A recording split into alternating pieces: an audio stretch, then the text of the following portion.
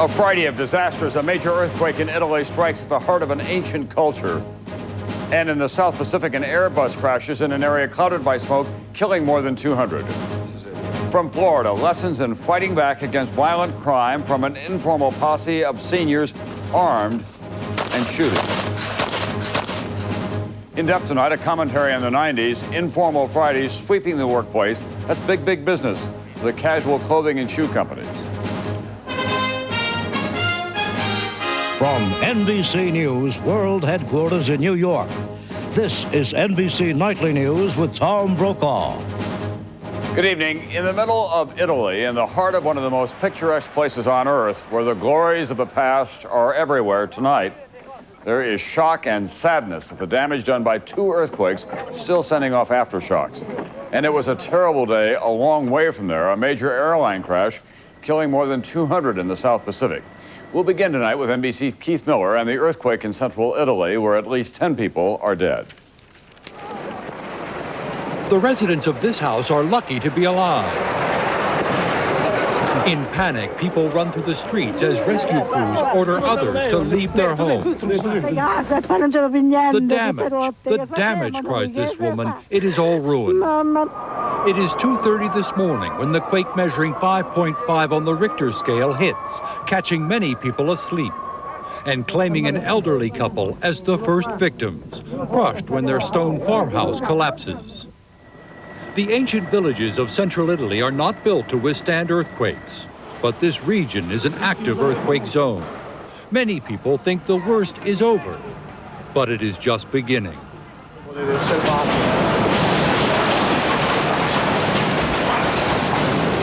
9 hours later, it's 11:30 in the morning. A second quake strikes. The 13th century Basilica of St. Francis of Assisi is shaken to its foundation. The 700-year-old Basilica attracts pilgrims and tourists from all over the world. Priceless frescoes by the 14th century master Giotto are damaged. 4 men inspecting the Basilica are killed, crushed by the falling roof. It went on, he says, and felt like this. And tonight, thousands of people are sleeping in tents, terrified as the aftershocks continue. Keith Miller, NBC News. Now to that Airbus crash in Sumatra, which is part of the Indonesian island chain. An Indonesian airliner went down in an area clouded by smoke from a forest fire. 234 people were on board. It's believed all are dead tonight. Here's NBC's George Lewis. No survivors. That's the word tonight from rescuers at the crash scene of Garuda Airlines Flight 152. So far, they've removed 212 bodies from the wreckage, many of them badly burned. The U.S. State Department says several Americans were aboard, the exact number not yet known. The plane was en route from the Indonesian capital of Jakarta to the city of Medan, about 870 miles to the northwest.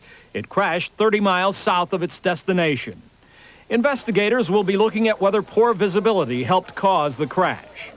This part of Asia has been plagued by heavy smoke from forest fires in Indonesia and Malaysia. A drought caused by El Nino, the worldwide weather disruption, has made the situation worse. The thick haze has forced airports to shut down from time to time and has completely fouled up flight schedules. Aviation experts say flying in smoke not only poses visibility problems, but can also harm a plane's engines. They ingest air, and if the air is full of particulate, it can impact the engine performance. This infrared satellite photo shows the size of the problem. The pink areas are smoke and haze over the Indonesian island of Sumatra. Jakarta, the capital, is where the plane took off, and Medan was the destination. Most of the fires were illegally set by farmers and plantation owners to clear off land. Dry conditions caused many of the fires to roar out of control. So far, up to 1.5 million acres have been scorched. Normally at this time of year, heavy monsoon rains would quench the blazes and winds would blow the smoke away. But El Nino has disrupted all that. Both Malaysia and Indonesia have declared states of emergency, and the U.S. State Department has warned Americans about traveling to the region. And now Indonesia has to cope with a new disaster, the crash of Garuda Flight 152 and the mounting death toll. George Lewis, NBC News. Up next, action of a sort in Washington on reforming money in politics, but one senator continues to just say no. Also meet some seniors who went in for the early bird special. Stood up and bang, and about instantly bang again. Seniors fed up, fighting back against violent crime in Florida. Also NBC News in depth tonight. Why are Wall Street's button-down brokers going casual?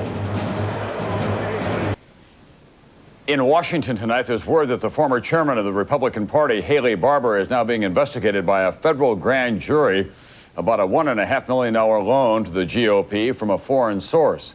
And over at the Senate today, debate started on campaign finance reform, but Trent Lott, the Senate Republican leader, made it clear from the beginning he doubts anything will come of it. And tonight, NBC's Gwen Eiffel tells us about a Republican senator who is a one-man wrecking crew when it comes to campaign finance reform, and he's proud of it. He may not look like it, but this man is preparing for battle.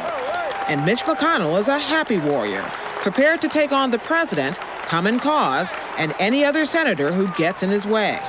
Tell me whether this statement is right or wrong. Mitch McConnell thinks that there can't be too much money in politics. That's essentially correct, because the way people participate in American politics, by and large, is to give a contribution to their favorite candidate. That's not something we should condemn. That's something we should applaud. McConnell says the issue is free speech, and single-handedly he has made it his cause to speak freely and often about the dangers of campaign finance reform. He is an unashamed fundraiser, both in Washington and at home in Kentucky, where he spent $5 million last year to win a third term, while at the same time raising $30 million for other Senate candidates.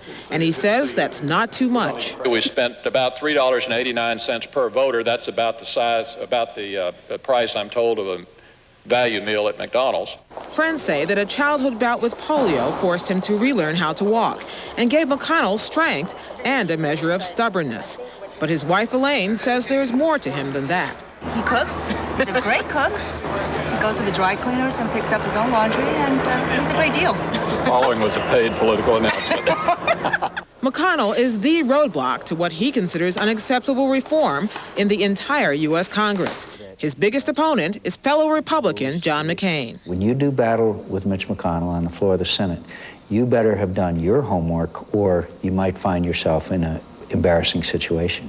That's precisely what McConnell is hoping for, as he plots to win the battle that proves that money talks. Gwen Eiffel, NBC News, Washington. At the same time, there was a challenge today to the members of the Senate committee who've been looking into the Democrat post. Saul Price, the founder of the Price Club, sent $1 to a charity chosen by the first committee member who vows he or she has never given access to a campaign contributor. Up next, NBC News in depth tonight. Dressing down on Fridays. That's sweeping the nation. It's also turning into a multi-billion-dollar business. But first, a look at how the day and the week wound up on Wall Street.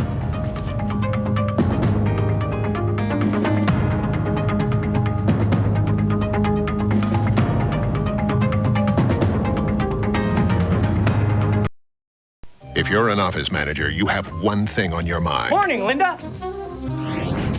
The price of supplies. Hey, Linda, do you like this picture of me and my boyfriend? Oh, this is all wrong. Come on, relax. You know you're saving money shopping at Staples. Focus on other things. Linda. Save money at Staples on 7,000 office supplies at guaranteed low prices. Staples. Yeah, we've got that. Dateline Friday. They turn destruction into an art form. High explosives, high risk, but they're the best in the business. Sometimes it can be intimidating, but more often than not, it's hard work, but it's fun work. How do they do it? An incredible family. They'll blow you away. Dateline tonight on NBC. NBC News in depth tonight. Dressing down on Fridays. What is it about taking off the tie and trading in the power suit that appeals to corporations and millions of workers alike? Well, we found some answers here in New York today, where one of the last corners of the pinstripe world loosened up. We begin our in-depth reporting tonight with NBC's Bob Fall. Today, for the first time on Wall Street, both the bulls and the bears dressed casual. Out went pinstripes and wingtips, worn yesterday. In came blazers, khakis, and tennis shoes. I felt like I was getting on a plane going away on vacation this morning coming to work. A retail chain, The Gap, arranged today's promotion, but the trend goes beyond Wall Street. One recent survey found that 90% of American office workers now get to dress casually sometimes, a 43% increase in just 3 years. That's largely because 85% of managers said that casual dress improves employee morale and productivity. It began in California's ultra-casual high-tech Silicon Valley, where Margie Mader's actual title at computer company Netscape is Director of Bringing in Cool People. We've proven that how you dress is not necessarily an indicator of whether you'll be a successful company or not. Now, even the starchiest white-collar firms follow suit. Consulting giant Arthur Andersen, yesterday in Atlanta. Voila, Arthur Andersen, today on Casual Friday. I tend to be a little more efficient, I think, because I'm a little more comfortable. I can turn and rotate, and I'm not necessarily worried about wrinkle and, you know, my shirt. In Chicago, oil company Amoco liked Casual Fridays so much, it now lets employees dress down every workday. But some complain now that the trend has gone too far, that casual has become sloppy and counterproductive. You look professional, you are professional. You dress in a sloppy, dress-down way. Your voice gets sloppy on the phone. Your work habits, your desk gets sloppy. Etiquette expert Baldridge says we are what we wear. It's all part of the breakdown of civility and really in pride in ourselves. The other problem, when the employee dresses down, but the client does not. They're very uncomfortable. They want to walk in and say, oh, I didn't know. After today, it's business as usual on the trading floor, jacket and tie required, as Wall Street is left in the past by Main Street. Bob Fall, NBC News, New York. It should come as no surprise that Casual Friday has become a huge business, as clothing designers and stores have realized there's gold in khaki pants. We continue our in-depth reporting now with NBC's chief financial correspondent, Mike Jensen. Look closely and you'll see more than pants and shirts. You'll see money, lots of it. The people who make and sell casual clothes are getting rich. Americans will spend $15 billion this year on jeans and khakis and slacks and sport shirts. Steve Husbands is a bank vice president who prefers to wear suits, but he had to open up his wallet to buy new clothes for dress down day. A couple of $100, getting certain slacks and pullover shirts in order to wear on Fridays. A handful of manufacturers are riding the crest of this 10-year trend, says Wall Street analyst Allison Malkin. Tommy Hilfiger, Levi Strauss, Nautica Enterprises, and Ralph Lauren. Stores also are raking it in. Bloomingdale's, Macy's, Burdines, Lord & Taylor, Bon Marché, The Gap, Banana Republic, Eddie Bauer, JCPenney, and Sears. First in California, then on the East Coast, now the world is wearing casual clothes. We have business in Japan, in the UK and Canada, France and Germany, and we do see this trend happening virtually everywhere. Clothing designers are rushing to get in on the action. Kenneth Cole made his reputation on shoes. Now a new line of men's sportswear. Dress Down Friday today is a big part of the business that we're in today. Claiborne for Men even outfitted a 35-foot trailer with computers to cross. This is really a how-to. This is a hands-on how-to. This is how you do it. So you can buy things. The clothing may be casual, but for designers, manufacturers, and customer who dresses down on Friday sends profits shooting up. Mike Jensen, NBC News, New York. When we come back, a 38% rise in violence against the elderly, how more and more of them are now defending themselves. And later, the American spirit, an inspiring story, a man's sacrifice, personal sacrifice to keep a school open. The maker of the antidepressant drug Prozac has put the diet center chain Nutrisystem on notice to stop promoting the combination of Prozac and phentermine as a weight loss aid. Phentermine is one half of the drug combination Fen-Phen, which the FDA took off the market last week. Nutrisystem has been offering clients the combination they call Fen-Pro. But Prozac's makers say the two drugs have not been tested for use together. People should not combine and use them. As senior citizens become more and more visible in our society and with their rising level of affluence, the sad fact is they're also becoming more popular as targets of crime, often violent crime. But in Florida, fair warning from the Jacksonville area. They're not afraid to fight back, even if it means shooting back. Here's NBC's Kerry Sanders. Waitress Amy Norton was working the night shift at Sam's restaurant in Jacksonville, Florida, when a hooded man burst through the door with a shotgun. He come around that corner and he had his gun right there on me. He walked towards me and then I stood up and was shaking like crazy. And she was behind me and he grabbed my arm and said, "Where's the safe? Where's the register?" And took me, pulled me up, just pulled me, and then he got behind me. As she marched with the gun in her back, a security camera shows most of the 40 customers hiding under the tables, but not 69-year-old Rylan Moore. I had my gun out, and when he got over there, and she was cowering away from him, and I really couldn't see her. I just raised up, stood up, and bang, and about instantly bang again, and the guy sitting right there shot. That second shot was fired by another senior citizen, an 81-year-old. The security camera was pointed in the kitchen at the time.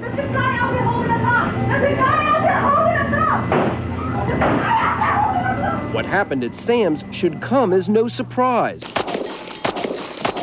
Nationwide, an increasing number of elderly are taking gun safety classes and then carrying pistols for protection. Why? Recent statistics show a 38% increase in violent crime against the elderly. 72-year-old George Greeby carries a gun everywhere he goes. The senior citizens are afraid to go out. When they go out to the shows or to the movies, wherever they go, they are very concerned. They go in groups. They try and stay alert, but you never know what's going to happen. In Florida, more than 200,000 people have permits to carry concealed weapons. 15% of those permit holders are over the age of 65. But police say guns give the elderly a false sense of power. When you get to the point where you're actually shooting at suspects, I just think there are too many bad things can happen. At Sam's restaurant, the only one wounded was the 17-year-old suspect. So when you replay this in your mind, any mistakes? Well, the only thing I wished I'd have had a bigger gun. Yes, because I would have stopped him dead. A warning from seniors across the country, fed up and fighting back. Kerry Sanders, NBC News, Jacksonville. When we come back, tonight's American Spirit. But first, Cigar Mania. Here in New York, it's day one of Cigar Expo 97, an entire convention devoted to one of the fastest growing fads in the country. Just how big is it? Just the facts tonight on cigars.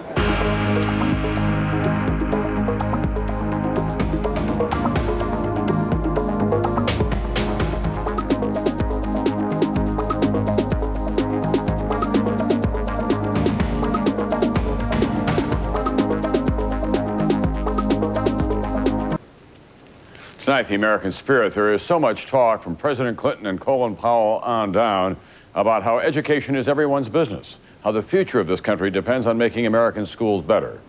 Well, tonight, meet a man who sets a very high and very inspiring standard. NBC's Bob Dotson in a remote corner of Florida.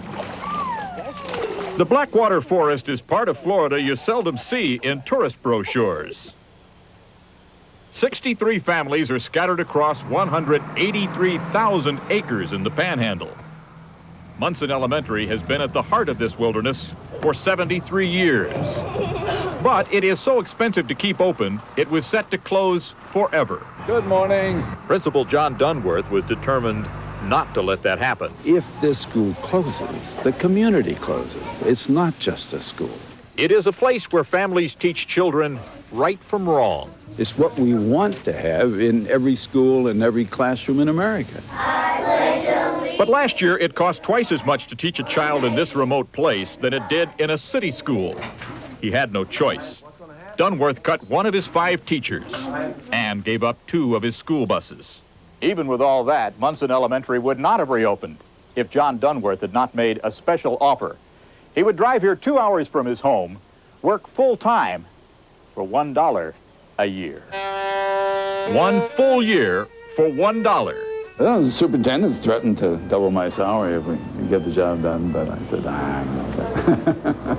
Dr. Dunworth, now 73, retired as Dean of Education at West Florida University. It's not money that it takes to save this school. It's faith, belief, work, commitment, and that will make it go.